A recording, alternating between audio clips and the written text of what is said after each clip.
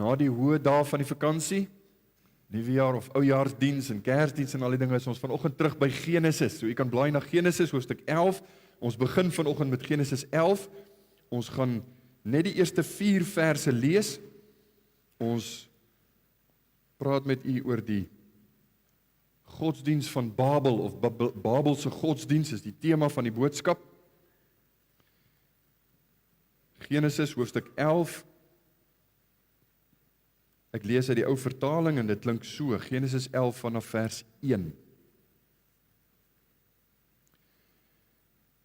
En die hele aarde het dieselfde taal gehad, en een en dieselfde woorde. En toe hulle wegtrek na die ooste, vind hulle 'n laagte in die land Siniar, en daar het hulle gaan woon. Daarop sê hulle vir mekaar, kom laat ons stene vorm en dit goed brand. Hulle gebruik toe die bakstene vir bousteen en die lijmgrond vir klei. En hulle sê, kom, laat ons vir ons 'n stad bou en 'n toring waarvan die spits tot aan die hemel reik. En laat ons vir ons 'n naam maak, sodat ons nie oor die hele aarde verstrooid raak nie. Dis net tot daar wat ons saam lees in die onfeilbare woord van die Here. Ek gaan vra dat die manne staan, dan bid ons saam. Ons vra dat die Here met ons sal praat deur sy woord.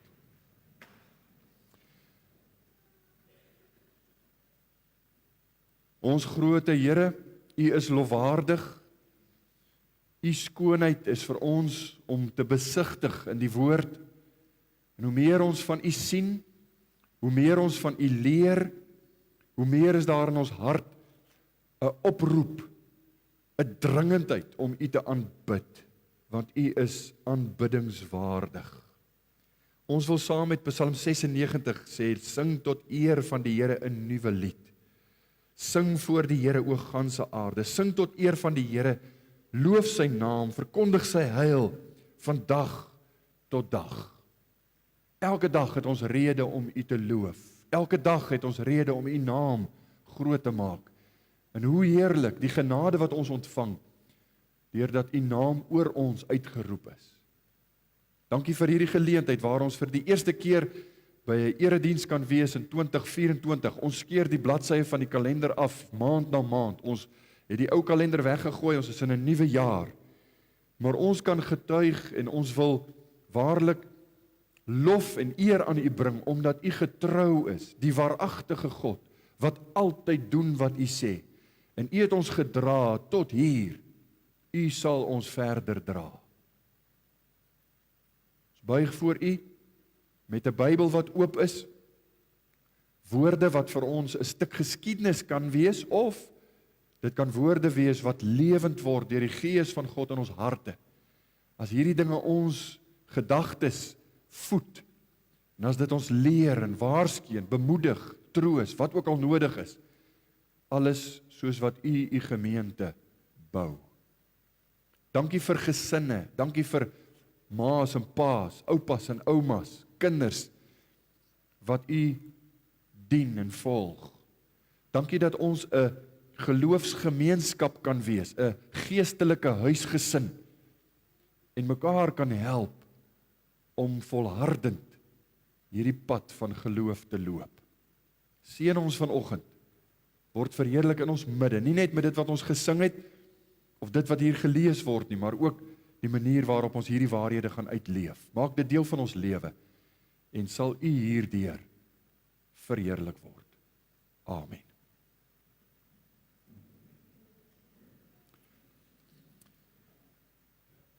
Daar is 'n joernalis in Amerika met die naam van Jake Halpern. Halpern, vreemde van. Hy het in 2007 'n boek geskryf met die naam Fame Junkies. En die titel van die boek, Fame Junkies, is om te beskryf die ondersoek wat hy gedoen het onder veral die jong mense in Amerika, hulle verknogtheid en hulle absolute soeke na roem, bekendheid, soos wat dit nou maar gaan.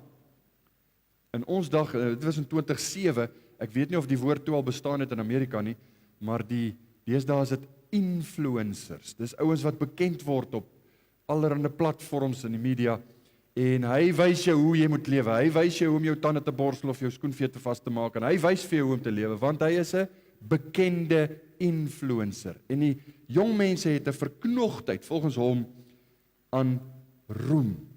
In sy boek ondersoek hy hierdie fascinerende, maar ook baie donker kant van Amerika se jong mense se obsessie met roem. Ek wil bekend word. Ek wil hê mense moet my ken en hulle moet van my weet. Hy woon 'n byeenkoms by vir kinders wat nou aspirant akteurs is. Hulle wil rolle vir films hê en hulle kies nou watter kinders hulle gaan gebruik, soort van 'n wat noem jy die wanneer hulle bymekaar kom om mekaar te help? Audisie, baie dankie. Audisie woon hy by. Maar hy sê die volgende na aanleiding van die audisie wat hy bygewoon het. I watched mothers from places like Dayton, Ohio, from the heartland of America, screaming with excitement as their third-grade daughters strutted across the stage in bikinis. Kids mistook me for an agent, and they were throwing themselves at me with wild-eyed desperation. Hy het verder gegaan, en in hierdie studie van hom, nou die Amerikaners se grade werk so 'n bietjie anders, of hulle benamings werk so 'n bietjie anders, maar hy praat spesifiek van middle school children. Ek moes dit gaan Google, want ek weet nie wat is die middle school nie, maar dit lyk vir my dis 9 tot 11 jaar, so dis omtrent so laerskool, né, vir ons, middle school children. Hy sê, young girls, by a 2-to-1 margin, would rather be famous than more beautiful. More than a quarter of the boys and girls said they believe fame would make them happy and would cause them to be loved. Most found the idea of dinner with a celebrity more appealing than a meeting with Jesus Christ. Nou daar's 'n Rooms-Katolieke priester wat 'n sielkundige is, Dr. Joseph White. En hy vat toe hierdie idee van Jake Halpern en hy ontleed hierdie idee en hy sê, hy noem hierdie begeerte na roem a byproduct of the loneliness in our society. Dis 'n byproduk van mense wat alleen is. Nou wil hulle iewers hoort. Hulle wil roem najag omdat hulle nêrens behoort nie. En hy blameer die verval in die families en die struktuur, die gesinsstrukture. Hy sê die gemiddelde Amerikaner het 50% minder diep en betekenisvolle verhoudings as 10 jaar gelede. Nou daar's baie wat ons hieroor kan sê. Ek is egter nou op die roem wat ons najag, maar wat ek hiervan wil sê is ons lewe in 'n samelewing, in 'n kultuur waar mense meer en meer eensaam word. Ons sit met die beste tegnologie om te kan kommunikeer, maar ons kommunikeer nie. Ons lewe by mekaar verby. Dis altyd hartseer as ek en Daleen gaan koffie drink en ons sit iewers en twee jong mense gaan eet uit of hulle sit in die restaurant en hulle is op hulle selfone besig. Hulle kyk nie eers vir mekaar nie. Dis hartseer. Die lewe by mekaar verby. Joel James het altyd gesê die selfoon word gegee om ons nader na mekaar toe te bring. Of sy woorde is om mense wat ver is naby te bring, maar die selfoon vat mense wat naby is ook ver van jou af. En dis waar. Maar hierso, Amerikaners, en ek dink nie dis beperk tot Amerikaners nie. Hierdie studie is gedoen onder Amerikaners, maar mense van ons dag, in ons kultuur, in hierdie kultuur wat ons gevestig het, is op soek na roem, is op soek na bekendheid. Hulle wil so graag roem hê, hulle wil hulle naam vir hulle self vestig. Maar in die bestudering van Genesis 11, en ons gaan net na die eerste 4 verse vanoggend kyk, as ons kyk na Genesis 11, gaan ons leer dat die vernietigende gevolge van hierdie soeke, hierdie verknogtheid aan roem, is nie maar bloot net 'n byproduk, soos wat die priester gesê het, van ons samelewing en die gewoontes en die postmoderne afwykings wat ons almal so goed ken nie. Dit is iets, hierdie begeerte na roem, om vir jouself 'n naam te maak, is 'n diep gewortelde kwessie in die hart van die sondige mens. Dis van die begin af so. Dit het nog nooit verander nie. Wat ons verder gaan sien, en ook vanoggend op sal let, is waartoe die mens natuurlik in staat is. Die geweldige potensiaal wat kultuur het, wat groepe mense het. Kyk hoe vinnig hierdie tegnologie ontwikkel. Ons lees hier van messelary met gebakte stene. Ons praat van nagenoeg 100 jaar na die vloed. Messelary, bou vernuf met gebakte stene waar torings gebou kan word. Hulle praat van lijmgrond in die Afrikaanse vertaling. Dit is eintlik maar teer of 'n pikagtige vloeistof van olie wat uit olie afkomstig is. Nou daar's baie olie in die Midde-Ooste. Dis waar hulle dit gekry het. Dis die hoofbestanddeel van ons teerpaaie. En die gedagte ook was dat hulle die toring wou bou, nie geglo God se belofte is waar, daar gaan nooit weer 'n vloed kom nie, maar hulle wou hom waterdig ook maak, sodat hulle beskerming kan kry, sou daar weer 'n vloed kom. Onthou jy Genesis 10 vers 25. Vir Heber is 2 seuns gebore, die naam van die een was Peleg, want in sy dae het die aardbewoners verdeeld geraak. En die naam van sy broer was Joktan. Nou, in Peleg se tyd, toe ons gekyk het na die verdeling van die verskillende familiegroepe, sê die Bybel het die aardbewoners verdeeld geraak. En toe het ek vir u gesê, Genesis 10 is die verduideliking van hoe die aarde bevolk is deur die 3 seuns van Noag. Dis die geslagsregister. Maar Genesis 11 vertel vir ons hoe hulle verstrooid is in Peleg se tyd. En as ons veronderstel dat Peleg se tyd dan nou verwys na die toring van Babel waar hulle verstrooid is, wat dis eintlik maar 'n eenparige mening van al die Bybelverklaarders, dan is dit letterlik 100 jaar na die gesin van Noag uit die ark uitgegaan het. 100 jaar. Geskiedkundiges staan verstom vandag nog as hulle kyk wat die mense daai tyd kon bou met opgrawings. Dan sê hulle, kyk hier, en ons almal ken die bekendste is seker maar die piramides. In die mening is al gelig en dit is baie bekend vandag dat dit moet seker aliens wees. Jy weet, buite ruimtelike wesens wat die piramides gebou het. Want mense kon dit nie daai tyd doen nie. Hulle kon. En hulle het. Want die tegnologie het baie vinnig toegeneem. Die mens is in staat tot groot ondernemings. Hoekom?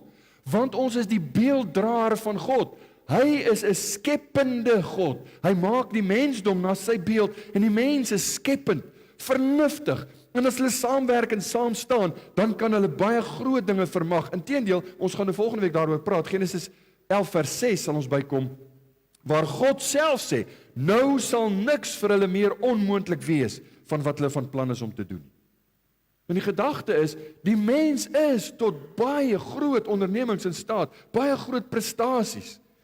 Dit wat hier begin is, in die tyd na die vloed, nadat hulle uit die ark uitgekom het, is die voorloper van wat ons vandag ervaar in ons tegnologies gevorderde eeu. Dit wat ons nou geniet, die voorreg van oupa en ouma wat kan kyk na die klein kinders wat in Australië of in Nieu-Seeland sit, en ons praat met mekaar. Dis die tegnologie wat begin het al in daardie tyd. Nou die Bybel skryf die vinnige vooruitgang van die tegnologie en al hierdie dinge toe aan die feit dat daar een taal en een kultuur was. Dit was eintlik net een volk op daai stadium nog. Genesis 11 vers 1, ons het dit gelees. En die hele aarde het dieselfde taal gehad en een en dieselfde woorde. Daai woorde is nie letterlik taal nie, maar dit wys op jou lewenswyse. Dit is eintlik maar jou kultuur.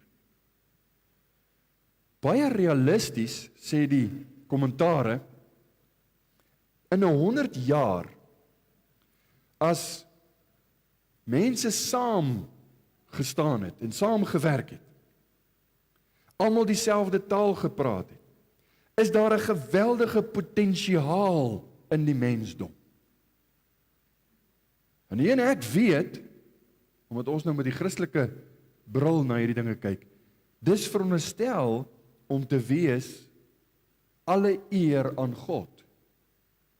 Alle eer, ons doen dit tot die eer van God. Ongelukkig weet ons, die boosheid in die wêreld maak dat baie dinge wat goed en reg en mooi is, en dit kan ons help, word net so goed gebruik vir boosheid, vir sonde en immoraliteit en al die dinge.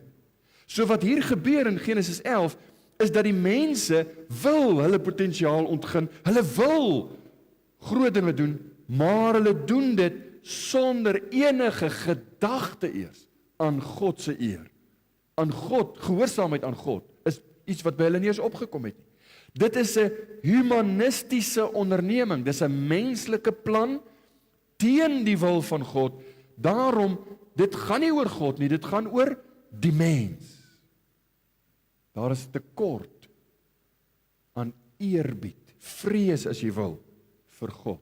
Kyk na vers 2. En toe hulle wegtrek na die ooste, vind hulle 'n laagte in die land Siniar, en daar het hulle gaan woon. As jy op 'n wêreldkaart gaan kyk, en ek het al vir min of meer gewys, waar is die berg Ararat, dis nou waar Noag en sy kinders uitgekom het uit die ark, en daar het die samelewing toe nou ontstaan. Verder suid, maar meer na die ooste het hulle toe getrek, en hulle kom in die land Siniar. Dis 'n laagte is eintlik Mesopotamië, tussen die Tigris en die Eufraat. Daar bly hulle. God sê vir Noag, in Genesis 9 vers 1 sal jy onthou het ons gelees, God het Noag en sy seuns geseën en dan gesê, wees vrugbaar en vermeerder, vul die aarde, met ander woorde trek, vul die aarde, dis julle aarde, dis 'n nuwe aarde, trek en vul die aarde. Hulle sê, nee, ons gaan nie dit doen nie. Ons gaan by mekaar bly, ons kry 'n beste plek om te woon, en dis toe nou die land Siniar, en hier gaan ons snoesig by mekaar bly. Wat ons in Genesis 10 gesien het gebeur na die toring van Babel, die verskillende families en ryke en volkere wat uiteen is na die gebeure van Genesis 11. Nou sê die kenners, as jy baie realisties sou sê, elke gesin het 8 kinders, wat nie vreemd of buitengewoon is of snaaks sou wees nie, baie realisties, dan kan daar in 100 jaar se tyd 30,000 mense op aarde wees. Baie maklik, in 100 jaar se tyd. So die land Siniar tussen die Tigris en die Eufraat rivier, dis nou so 'n bietjie suid van Bagdad, die hedendaagse Bagdad, as jy wil gaan kyk waar dit is. Dit word toe nou die woonplek, en hulle gaan bly nie net daar nie, hulle bou 'n stad, en Babylon word daar gevestig. Nou ek wil jou guns vra, gaan huis toe, gaan kyk 'n bietjie wat sê die Bybel oor Babylon. Dis 'n boodskap op sy eie, maar vir dit wat ons nou vanoggend gaan bespreek, wil ek vir u sê, Babylon is 'n mylpaal vir die goddeloosheid van hierdie mensdom. Ons het nou met u gepraat oor Adam wat uit Eden verban is, Adam en Eva na die sondeval. En dis asof die Bybel vertel van hulle die sondeval, en daarna onthou jy vir Kain en Abel, en toe vir Lameg wat gewelddadig was, wat mense doodgemaak het, wat 'n baie geweldige, gruwelike mens was. Hierdie dinge, dit is asof sonde momentum opgebou het.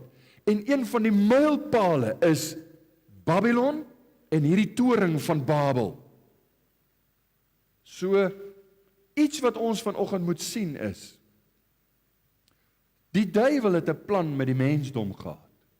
En die saad van die vrou en die saad van die slang gaan verder. Ons fokus nou op die saad van die slang. Dis hierdie ongeredde massas wat God nie erken nie, wat hom nie wil eer nie, wat hom nie wil gehoorsaam nie.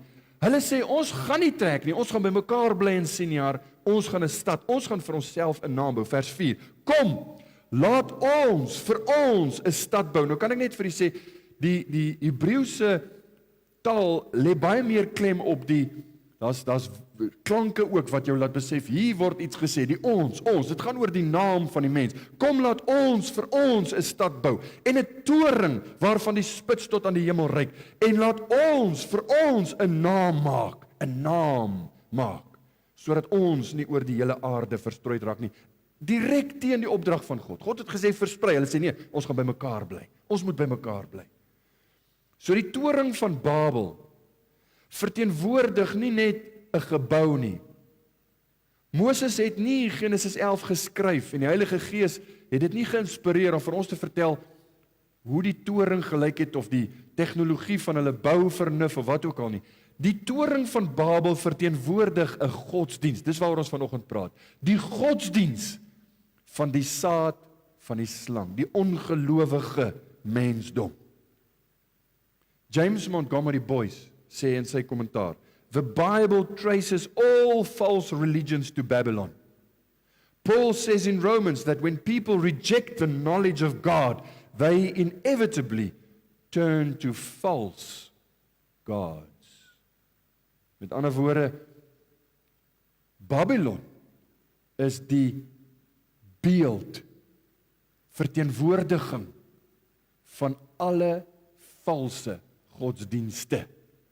James Boyce sê verder, these citizens of Babylon have rejected the knowledge of the true God.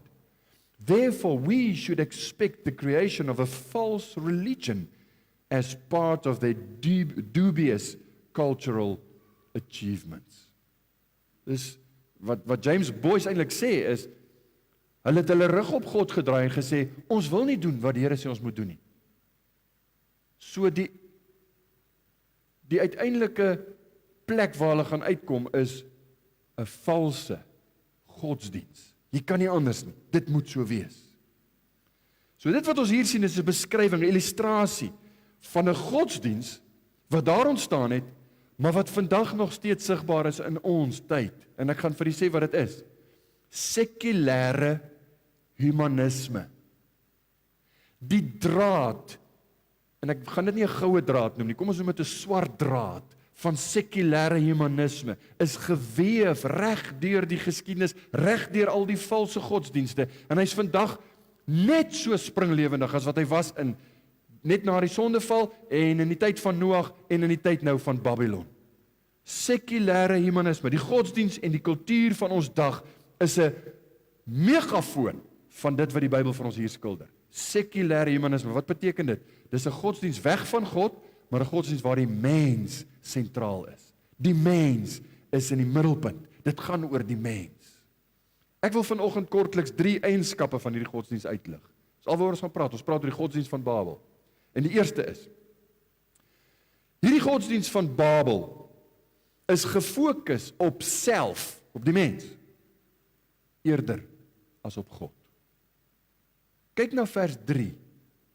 Daarop sê hulle vir mekaar, kom, laat ons stene vorm en dit goed brand. Hulle gebruik toe die bakstene vir boustene en lijmgrond verklei. So hulle plan was, dis ons plan. Ons het hierdie plan gemaak, ons gaan hierdie plan uitvoer. Hulle planne en hulle doelstellings reflekteer dit wat hulle besluit het, nie dit wat God gesê het nie. Dis nie in gehoorsaamheid aan God nie. Inteendeel, dis die direkte teenoorgestelde. Dis teenoorgestelde van wat God gesê het. Maar ons gaan hierdie plan uitvoer. Kyk na vers 4 saam met my. Kom, laat ons dan vir ons 'n stad bou en 'n toring waarvan die spits tot aan die hemel reik. En laat ons vir ons 'n naam maak. Daar's waaroor dit gaan, sodat ons nie oor die hele aarde verstrooid raak nie. Hierdie eerste en die duidelike skeidslyn word nou getrek tussen die ware aanbidders, die ware godsdiens en valse godsdiens in die wêreld. Ware godsdiens reageer in gehoorsaamheid aan God. Ons noem dit, en die ou dominees het baie die woord gebruik, jy sal dit erken as ek dit sê, geloofsgehoorsaamheid. God het gesê, ek doen dit. Maak nie saak of die mense sê, maar dis nie 'n goeie plan nie. God het gesê, dan doen ek dit.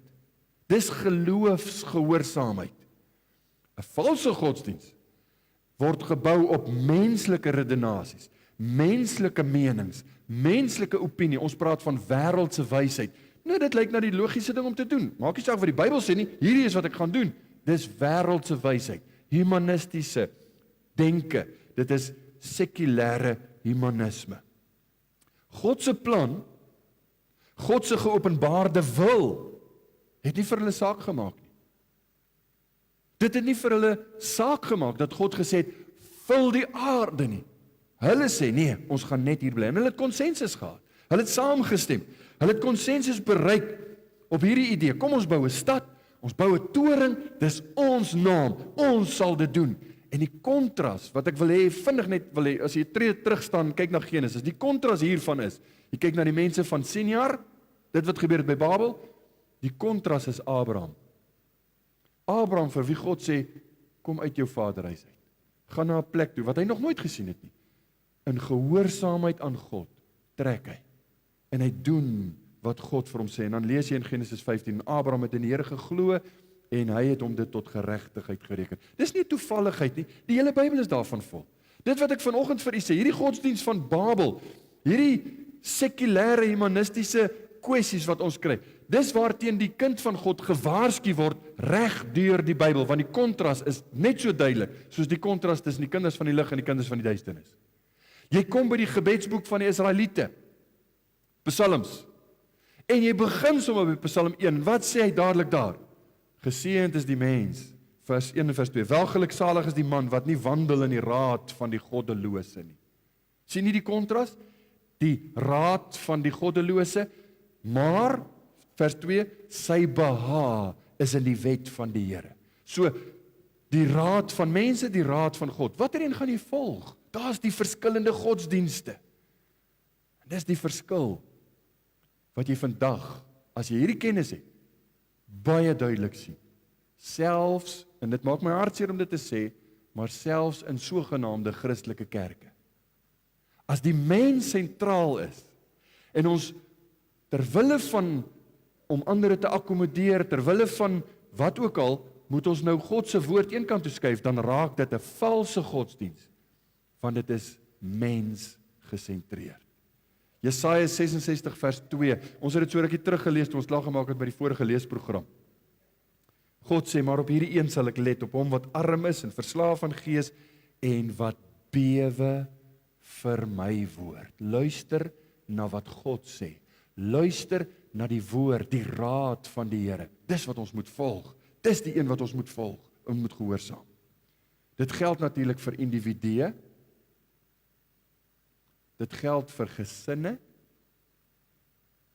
dit geld vir kerke. Individue, manne, vroue, jong mense, as jy sê ek wil die Here dien, sy woord moet jou kompas wees. Sy woord moet jou lei. Die Heilige Gees help jou, maar die woord van die waarheid is die Gees se woord. Hy sal jou sê, hy sal jou lei, hy sal jou lig wees. Dis hoe die kind van God lewe. Gesinne. Hoe dikwels sien ons dit nie, as jy die duiwel 'n vastrap plek gee in jou gesin, hy vernietig huwelike. Hy skeur gesin uitmekaar uit. Hoekom? Want God is nie meer op die troon nie. God word nie meer, sy woord word nie meer gehoorsaam nie. Sy woord word eenkant toe geskuif ter wille van wat ons wil hê, wat ons wil doen. Kerke, ek wil nie eers die tyd opneem nie. Ek is al moeg vir mense wat my bel en wat my kom sien en sê, ons bly daar en daar, waar kan ons 'n goeie kerk kry? Bybelse kerke het skaars geword. Daar's baie kerke, baie gemeentes, maar die wat die Bybel oopmaak, die Bybel lees, verklaar en sê, so sê die Here. Maak nie saak of mense sal dink dis lekker of mooi nie, sulke kerke het skaars geword. En ons moet die Here dank dat hy vir ons genade gee. Gewonder na die hervorming was die hoofkreet van die hervorming was sola scriptura. Die eerste beginsel van die hervorming was terug na die skrif toe. Maak nie saak wat mense sê nie. Maak nie saak wat die kerk van daai dag gesê het. Die Romeinse kerk was die kerk. Maak nie saak wat die kerk sê nie. Terug na die skrif toe. Dis waar ons moet wees. En ek dink Jesus kon dit nie duideliker stel nie. Vir die van die wat nou met die Nuwe Testament saam met ons lees hierdie jaar, môre gaan julle dit lees. In Matteus 7 na die bergpredikasie sê Jesus die volgende: nie elkeen wat vir my sê, Here, Here, dis kurios, U is my meester. Nie elkeen wat vir my sê, Here, Here, sal ingaan in die koninkryk van die hemele nie. Maar hy wat die wil doen van my Vader wat in die hemele is.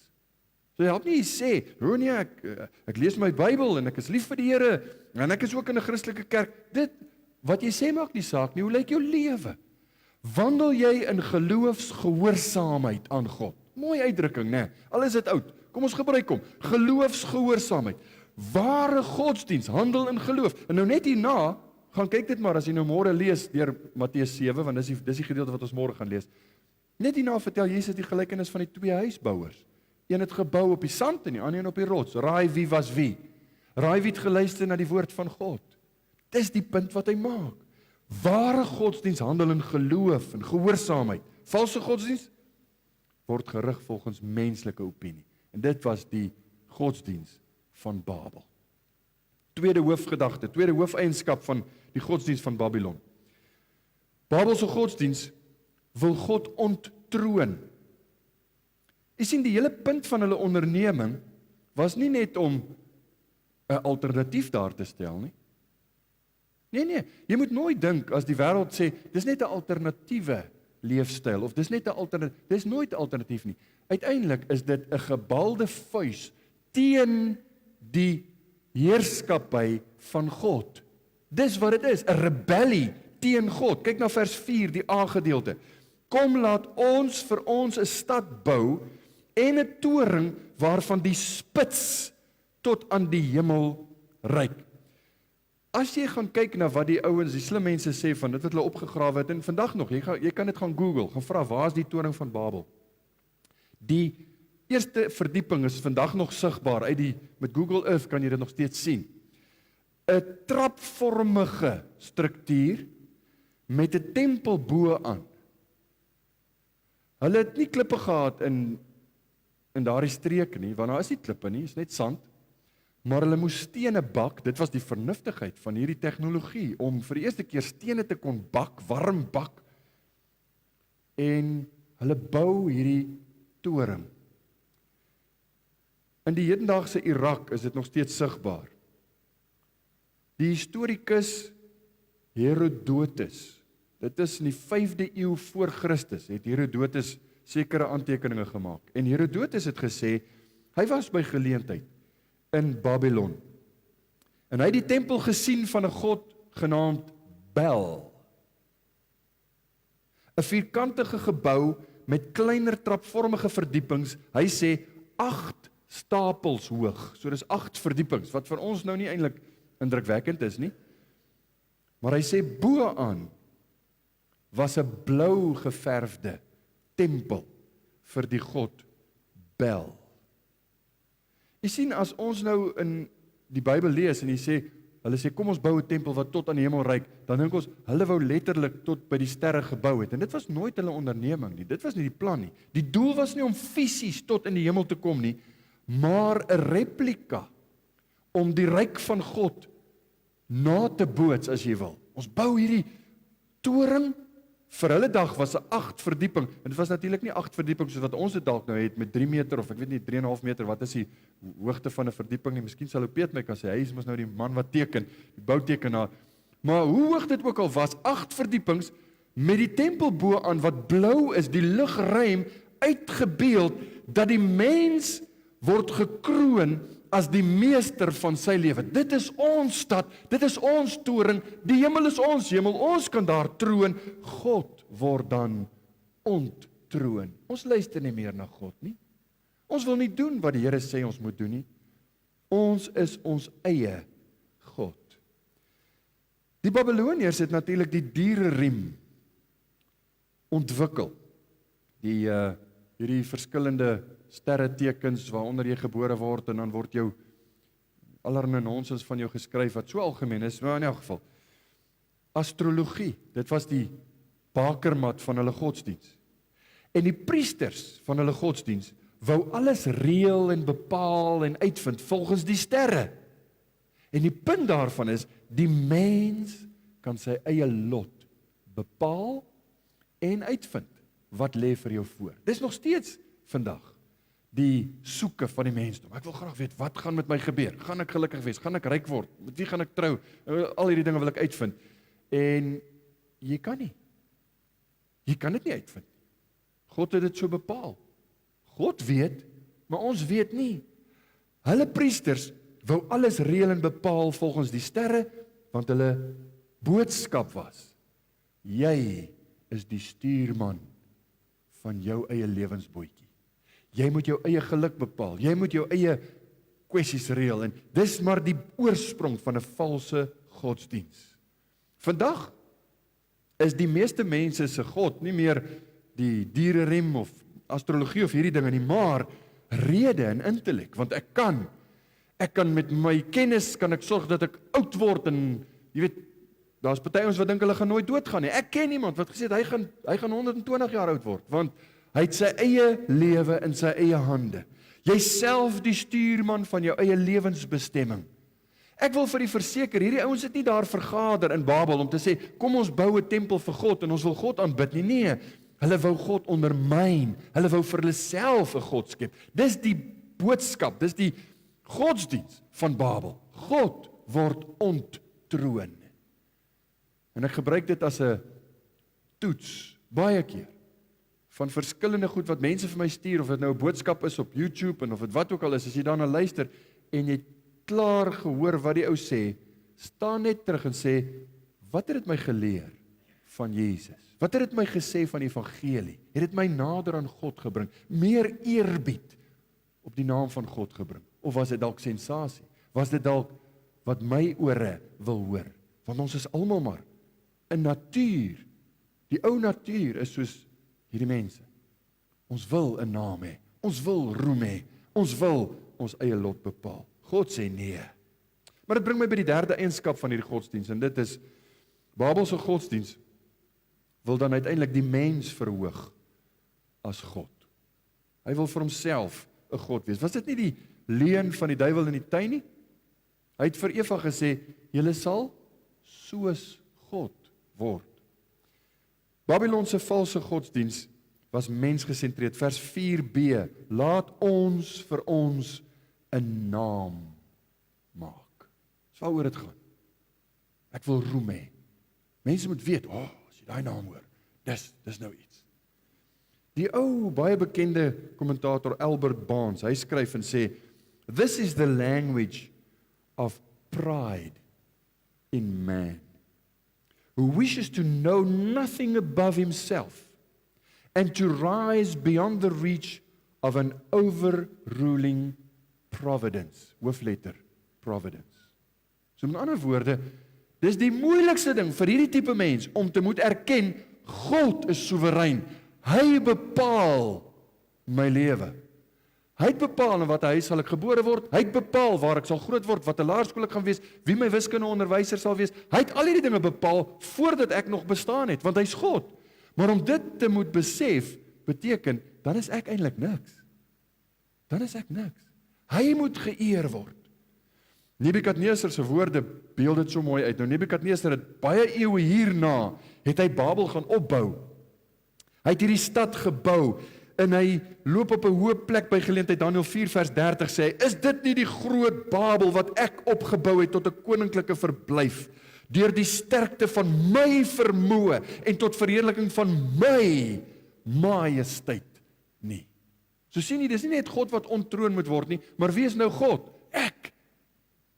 Ek is God. Ek kan my eie lot bepaal. Ek kan my eie lewe bestuur. Moenie vir my sê wat ek moet doen nie. Ek wil self besluit. Dis die natuur van die kleintjies, die kleuters en die peters. Myne, ek. Dis die natuur. Dis waarmee ons sit. Dis dieselfde kultuur en godsdiens wat springlewendig is ook in ons kultuur en al ons valse godsdienste. Die vergoddeliking van die mens. Die mens. Ek spot baie keer nou, as julle nou in ons huis is, sal julle weet, daar is ons baie keer dinge, as jy nie agtergrond verstaan nie, sal jy dalk nou vreemd klink, maar Frank Sinatra sê, I did it my way. Dis die kreet van ons dag. Gaan dit nie op jou manier doen nie, my manier. My way or no way, né? Dis mos nou dieselfde ideologie, dieselfde vrees dryf ons postmoderne kultuur aan. Kyk na vers 4 weer. Kom, laat ons vir ons 'n stad bou en 'n toring waarvan die spits tot aan die hemel reik, en laat ons vir ons 'n naam maak, sodat ons nie oor die hele aarde verstrooid raak nie. Met ander woorde, sodat ons nie doen wat God gesê het ons moet doen nie. Sodat ons nie gehoorsaam is aan die Here nie. Weet jy, in ons dag worstel die mens met hierdie onbeduidendheid van sy bestaan. Hy soek sin in die lewe. Mense vra maar, ek wil iets bereik, ek wil graag bekend wees, ek wil graag iets doen wat mense van my sal laat weet, en mense moet daarom, jy weet, hulle moet luister met aandag as ek praat, en dis hoe ons is. Die roem en die populariteit wil elkeen vestig, sodat hy belangrik voel. Luister as ek praat. My raad is die beste. Dis hoekom die manne by die braaivleisvuur staan, en die visse word al hoe groter, en alles word net erger, want hoekom? Ons wil mekaar beïndruk. Ons wil graag 'n naam hê. Dis presies dieselfde ding. R. Kent Hughes sê, hierdie bouers, hy praat van die bouers van Babel, van die toring. Hy sê hulle was stikkende mense. Dan praat hy van in hulle godsdiens nou. Hulle was eintlik so tragies, alleen, onseker van hulle self en hulle optrede bewys dat sonde alreeds sy vernietigingswerk gedoen het in hulle lewens. Ark and Use. Hy sê, hierdie ouens was alreeds, ons gaan 'n bietjie later daarna verwys, maar daar's baie mooi geskiedkundige data wat ons kan inkleer. Hier was 'n man met die naam van Nimrod, ons het van hom gelees in hoofstuk 10. Hy was 'n geweldenaar, hy het mense vir die pret doodgemaak, hy was 'n jagter van mense, ons het dit mos gesê. Al die bouers was onderdane. Hy was 'n despoot, hy was hierdie rigiede, absolute regeerder met mag en met autoriteit. En almal het net gespring volgens dit wat hy sê. Almal het gedoen soos hy sê. Almal het geluister na Nimrod. Hoekom? Want hy het die mag gehad, hy het die naam gehad. En dis net dieselfde van ons geslag, weet jy dit? Mense is alleen. Al is hulle in 'n skare, is hulle alleen. En mense is bang en onseker, bang vir die toekoms, onseker oor alles wat gaan gebeur. Alles wat die Here Jesus vir sy kinders beloof, is wat die mense soek, maar op hulle terme. Jesus beloof lewe, want hy is die lewe. Mense soek daarna, maar nie op Jesus se terme nie. Jesus beloof vrede. Mense soek daarna, maar nie op Jesus se terme nie. Hy beloof rus en veiligheid. Hy beloof al hierdie goeders, die goed wat mense so graag wil hê, innerlike vrede. Mense soek daarna, maar op my terme. En terwyl die Bybel sê nee, daar's net een manier om dit te kry. En dis om jouself te laat sterf. Jy moet in jouself sterf. Jy moet God groot maak. Dan is 'n byproduk vrede en blydskap en al hierdie mooi dinge, die vrug van die Gees. So terwyl die Here Jesus dit beloof, hierdie goed wat mense so graag wil hê, almal smag daarna, bitter min kry dit, want hulle is nie bereid om dit op sy terme te kry nie. Nou ek sluit af. Daar's 'n program op die TV en almal weet daarvan.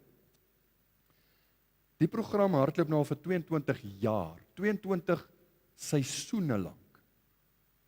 En die naam van die program is eintlik so 'n ideale beskrywing van dit wat ons sien in die toring van Babel. American Idol. Die risiko van vernedering word eenkant toe geskuif net met daai klein skrale moontlikheid om dalk bekend te word. Dalk is ek die volgende idol. En die naam sê so baie, né? Die les van die toring van Babel is dat ons lewensdrome en my lewensideale gaan my nooit versadig nie. Ek kan 'n naam kry in die media en ek kan 'n influencer wees of 'n American Idol word of ek kan word wat die wêreld my ook al kan maak. 2 geslagte hierna gaan mense jou skaars onthou. Hulle gaan jou naam moet Google, as Google nog bestaan teen daai tyd, om te weet, wie was hierdie ou waarvan die mense praat? Want daar's geen versadiging nie.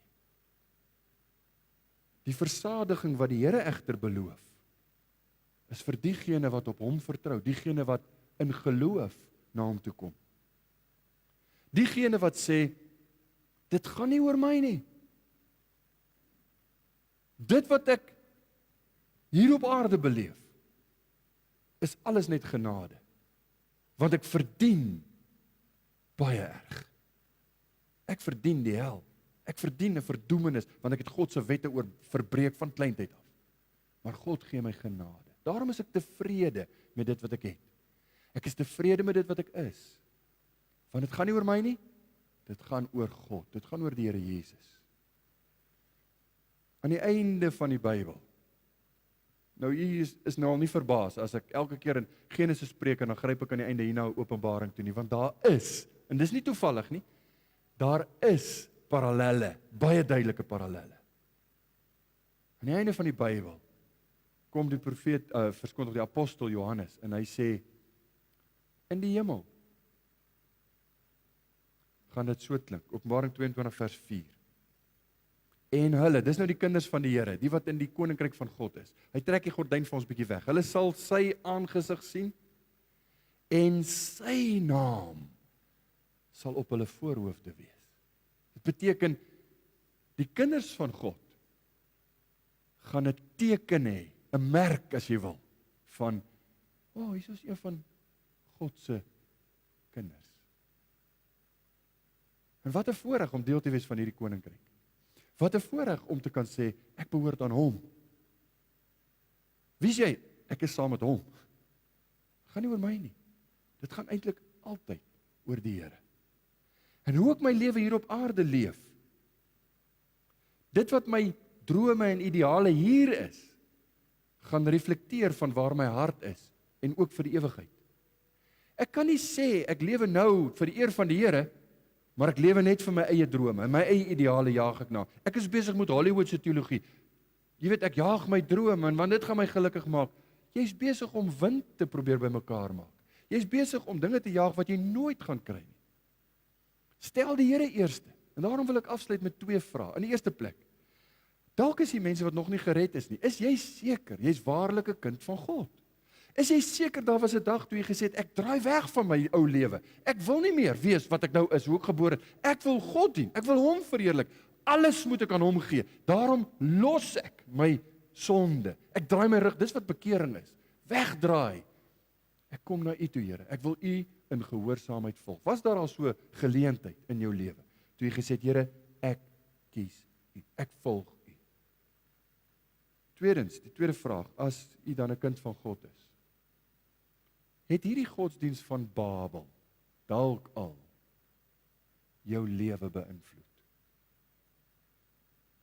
Ek weet wat die antwoord is, maar ek wil hê jy moet eerlik wees met jouself. Het dit al jou gesin beïnvloed? Het dit al jou individuele keuses beïnvloed? In so 'n mate dat jy besef, waaroor gaan dit hier? Gaan dit oor my of gaan dit oor God? Wie word verheerlik? Ek of God? Hoe doen jy dinge? Hoe praat jy? Hoe lewe jy? Alles moet jy onder die loep neem van, dit gaan altyd oor God. Soli Deo Gloria, vir aan God al die eer. En ek wil u vra om hier weg te gaan, gedagtig daaraan. Ons moet hom verheerlik. Onthou jy die boodskap, ons moet lewende offers wees vir die Here. Moenie dat Babelse godsdiens jou kom op 'n syspoor plaas, besig hou met allerlei dinge, en jy mis dit waaroor dit eintlik gaan nie. Moenie meegesleur word, want dis die taal van ons tyd, dis die taal van baie godsdienste van ons tyd. Die mens is groot, jy moet gelukkig wees, en dit gaan oor, nee. Laat God waaragtig wees, en elke mens 'n leenaar. Maar ons moet voor hom buig. Hy is waarlik God.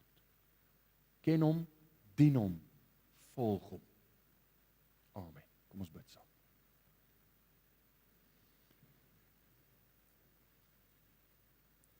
Hemelvader, ons loof u vir u getrouheid in die woord, om ons ook vanoggend te kom leer van 'n baie gevaarlike tendens, 'n baie gevaarlike ideologie. In ons dag is dit springlewendig, wat ons so maklik op 'n dwaalspoor kan plaas, wat ons kan laat verdwaal. En ons ken die uiteinde daarvan, want ons het almal al die nagevolge van hierdie keuses beleef. Dankie dat u woord ons rig en lei, waarsku, bemoedig as dit moet. Dankie dat u altyd getrou is om ons met hierdie waarheid te voed. Seën ons, help ons om ware ambassadeurs te wees, verteenwoordigers van u koninkryk op aarde, en alles wat ons doen, die manier waarop ons leef. Sonder u kan ons dit nie doen nie. Sonder u is ons tot niks goed in staat nie. Daarom pleit ons vir genade. En as daar mense is wat onseker is oor hulle saligheid, oor hulle heil, sal u die een wees wat op u kragtige manier met die evangelie van Jesus Christus aan harte werk en oor harte broei met die waarheid. om ons in liefde te trek. Ons eer U daarvoor. Ons aanbid U. Amen. Ons gaan afsluit met liedboek 292. Dis 'n verwerking van wat die ou mense ken as die